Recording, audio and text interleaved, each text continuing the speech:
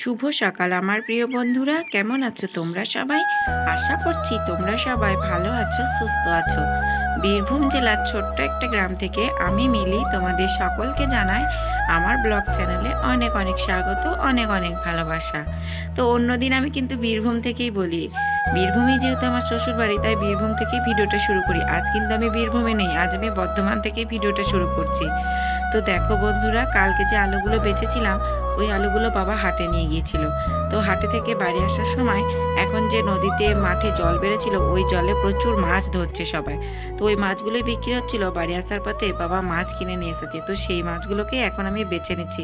আর মাছগুলো এত লালানি, তো বাছাই হচ্ছিল না। তারপর মাছটা বেছে নিয়ে এখন আমি আলুর তরকারি বসিয়ে দিলাম একটু। তো তরকারিটা নেড়ে নিয়ে এখন আমি জল ঢেলে দিলাম। তারপর তরকারিটা ওদিকে গ্যাসে হচ্ছে আর আমি ভাবলাম এদিকে ঘর পিড়েটা মুছে নিই। তার জন্য আমি ঘর পিড়েটাকে মুছে নিচ্ছি। তো প্রথমে ঘরটাকে মুছে নিলাম, তারপর বারান্দাটাকে মুছে নিচ্ছি।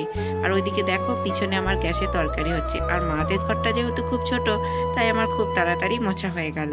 তো ঘর বারান্দাটা মুছে নিয়ে তারপর আমি সবজিগুলো সব ঝুড়ি থেকে বার করে নিয়েছি। কি কাটবো সেটাই বুঝতে পারছি না। আর এদিকে অর্ক বসে বসে খেলা করছে। তারপর আমি সবজিগুলোকে কাটতে বসে গেলাম।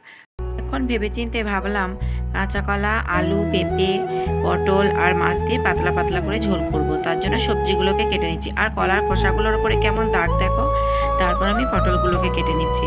আর আমার দিদিদের বাড়ি আর মাসিদের বাড়ি একই গ্রামে। জামাইবাবু দিদিকে নিতে এসেছিল, তখনই মাসি অনেকগুলো সবজি পাঠিয়ে দিচ্ছে। আর পটলগুলো দেখো কত বড়, এক একটা পটল থেকে 5-6 পিস করে হচ্ছে। আর কতটা বড় বড় সাইজে হচ্ছে দেখো, কি বড় বড় পটল বন্ধুরা। তো তারপর সবজিগুলোকে কেটে নিয়ে স্নান করতে যাব।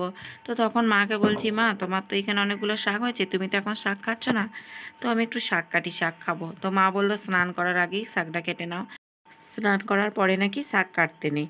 তো তার জন্য কি আর করব, স্নান করার আগেই শাকটা কেটে একদম বেছে, আমি ভাবলাম ভালোই হলো, কেটে বেছে একদম ধুয়ে রেখে দেওয়া হবে সবজিগুলো। তার জন্য শাকগুলোকে কেটে নিচ্ছি। আর এই শাক ভাজাটা খেতে না আমার খুব ভালোও লাগে।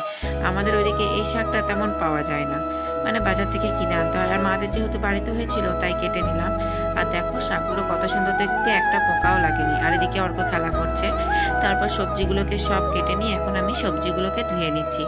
কারণ সবজিটা কাটা ধোয়া থাকলে ওইদিকে মাকে বলবো যে মশলাটা মিক্সিতে তুমি একটু করে দাও, কারণ শিলে আমি তেমন মশলা বাঁধতে পারি না, কি আমি নিজেই করে নেবো। তার জন্য সবজিগুলোকে ধুয়ে নিচ্ছি।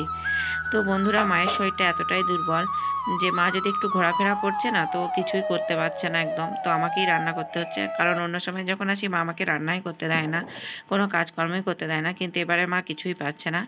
আর শাকগুলোকে দেখো, কালকে যেহেতু বৃষ্টি হয়েছিল কাদা লেগে, কত কাদা লেগে রয়েছে। আর এই জালিটা করে ধুচ্ছি আর কাদাগুলো নিচে দিয়ে চলে যাচ্ছে। তো শাকটা একদম পরিষ্কার হয়ে গেল। আর দেখো এক ঝাঁঝরি শাক কেটে পুরো একটুখানি হয়ে গেছে। তারপর দেখো আমি রান্না বসিয়ে দিয়েছি স্নান করে। আর মাছগুলো যেহেতু 500 মাছ এনেছিল, বেশি মাছ পাইনি গো। তো ভাবলাম মায়েরও তো শরীরটা ভালো নেই, একদিনই সব খেয়ে নেবো না। তার জন্য 2 দিন করবো বলে মাছটাকে পিসগুলোকে একটু ছোট ছোট করেছি। আর যেহেতু অল্প তেলে খেতে বলেছে, তার জন্য অল্প তেলে ভেজে নিচ্ছি। আমি তো বাড়িতে অল্প তেলে ভাজতেই পারি না রান্না করতে, তা কি আর করবো, অল্প তেলে কোনো ক্রমে আস্তে আস্তে ভেজে নিচ্ছি, দেখি কতদূর কি হয়। তো মাছগুলোকে ভেজে নিয়ে তারপর আমি ঝোলটা বসিয়ে দিয়েছি। আর দেখো পাতলা পাতলা করে ঝোল করছি। তারপর পটল আর মাছটা ওই ঝোলের মধ্যে দিয়ে ঝোলটাকে আমার ফুটিয়ে নেবো, তাহলেই আমার একদম পাতলা পাতলা ঝোলটা রেডি হয়ে যাবে। তো দেখো বন্ধুরা, ওইদিকে ভাত হচ্ছে আর এদিকে আমার ঝোলটা হচ্ছে। তো ওইদিকে আমার রান্নাটা হচ্ছিল আর ছোট ছোট বাচ্চাগুলো, বড় মানুষ সবাই দেখছি নদীর জল দেখতে যাচ্ছে, বলছে নদীতে নাকি প্রচুর জল চলে এসেছে। তো আমারও মনটা খুব ছটফট করছে, তাই জন্য ওইদিকে ঝোলটা হচ্ছে থেকে আমি ছাদে একবার এলাম, যে জলটা ছাদ থেকে তো দেখা যায় আমাদের নদীটা একটু একটু। আর ওইদিকে অর্ক দেখো দাদুর সঙ্গে যাচ্ছে আর কি নদীতে জল দেখতে, তো কতটা জল বেড়েছে। আর এই দেখো আমাদের ছাদ থেকে নদীটাকে দেখা যাচ্ছে। আর দেখো কত জল হয়ে গেছে, জল দেখাই যায় না, যেহেতু জলটা বেড়েছে তাই একদম দেখো বাঁধের গায়ে গায়ে লাগছে মনে হচ্ছে। তো যাই হোক, রান্না বান্না করে খাওয়া দাওয়া করে একবার যাব, তখন তোমাদের সঙ্গেও শেয়ার করব। আর বন্ধুরা, আমাদের বাড়ির কত গাছে নদী দেখো। আর ওই যে খড়ের চালটা দেখতে পাচ্ছেন, ওইটা আমাদের গোয়াল ঘর, একদম নদীর কাছেই। তো দেখতেই পাচ্ছ বাঁধের গায়ে গোয়াল ঘর। আর এদিকে দেখো কালকে যে ঝড় বৃষ্টি হয়েছিল, তো চালগুলো জলে ভিজে গিয়েছিল। বাবাকে বললাম যে বস্তাটা জল পেয়েছে, ভিজে যাবে। বাবা বলল না, ভিজবে না। আজকে হঠাৎ বস্তাগুলো তুলতে গিয়ে দেখি যে চালগুলো ভিজে গেছে। তাই শুকনো চালগুলো বার করে নিয়ে ভিজে চালগুলো আবার ফ্যানের তলাতে দিয়ে শুকাতে দিলাম। আর এদিকে অর্কর জন্য ভাত আর ঝোল নিয়ে নিয়েছি, অর্ককে খাইয়ে দেবো। আর একে দেখো ফোন দেবো না বলেছি বলে মুখটা দেখো একদম বসে আছে। তারপর খাওয়া দাওয়া করে আমরা এখন বাসনগুলো ধুয়ে নিচ্ছি। আর কি বলতো বন্ধুরা, এই বর্ষাকালের দিনে না মেঘ মেঘ হয়ে রয়েছে। যদি এখন আমি বাসনগুলো না ধুইনি, হঠাৎ করে বৃষ্টি চলে আসবে, তারপর আমার বাসনগুলো আর ধোয়া হবে না। তাই থালাগুলোকে জল দিয়ে ভিজিয়ে দিলাম, তারপর আমি মেজে নিলাম বাসনগুলো। এখন আমি বাসনগুলোকে ধুয়ে নিচ্ছি। আর বাসনগুলো ধুয়ে রেখেই সবাই যেহেতু বান দেখতে যাচ্ছে, আমি ভাবছি আমিও একবার যাব, তার জন্য তাড়াতাড়ি করে ধুয়ে নিচ্ছি।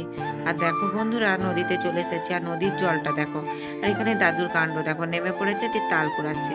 আর কীরকমভাবে জল যাচ্ছে দেখো বন্ধুরা, নদীর মানে দু কিনারা একদম পুরো জলে ভর্তি। ওই দিকগুলো মাঠ, রাস্তা সব জলে একদম পুরো ভর্তি হয়ে গেছে। আর এটা আমাদের ষষ্ঠীতলা, দেখো ষষ্ঠীতলার গায়েতে এসে জল লেগে গেছে। এইদিকে দেখো বাঁধের গায়ে জল লেগে গেছে, আর কত জল এসেছে দেখো বন্ধুরা।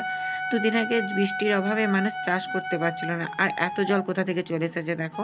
আর ওইদিকে দেখো একটু উঁচু জায়গাতে বালিগুলো তুলে স্টক করে রেখেছিল, তো বালিগুলোর গায়েও জল লেগে গেছে। আর এই বাঁধটা আমাদের আগে নিচেতে ছিল, তো তারপরে ওই বাঁধটা করা হয়েছে, তো আমাদের এই সামনের বাঁধের গায়ে জল লেগে গেছে। এখনও ওই দিকটাতে যায়নি, ওই পুকুরটার ভিতরে ঢুকে গেলেই আর কি জল চলে যাবে। আর এখানে দেখো কারা পাটের মাছ দিয়ে রেখেছিল, বানের জলে সব ভাসিয়ে নিয়ে চলে এসেছে। বন্যা হলে মানুষের যে কত ক্ষতি, এই চিহ্নগুলো দেখলেই বোঝা যায়। কত কলা গাছ যে ভেসে যাচ্ছে, তারপরে এই যে পাটের মারগুলো দিয়ে রেখেছিল, কত কাঠ, কত কি ভেসে গেল নদী দিয়ে। তো পাটগুলোকে হয়তো ভিজিয়ে রেখেছিল। আর এদিকে দেখো সবাই বাঁধ দেখতে এসেছে, আর এখানে বাঁধটা দেখো কত নিচু। তো এই বাঁধেই বেশিরভাগ বছরই জল উঠে যায়, তো গ্রাম দিয়ে ঢুকে যায়। তো এত নিচুতে বাঁধটা।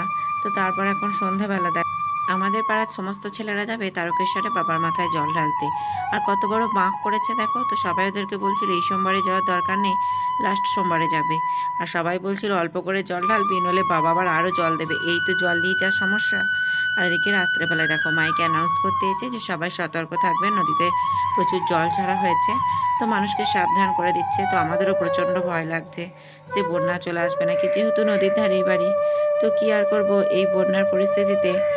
এর মতো নদী তীরবর্তী গ্রামের মানুষেরাই বোঝে বন্যার ফলে মানুষের ঠিক কতটা কষ্ট হয়। আর আজকে দেখো বন্ধুরা, গ্রামের কোনো মানুষের চোখেই ঘুম নেই, সবাই জেগে রয়েছে।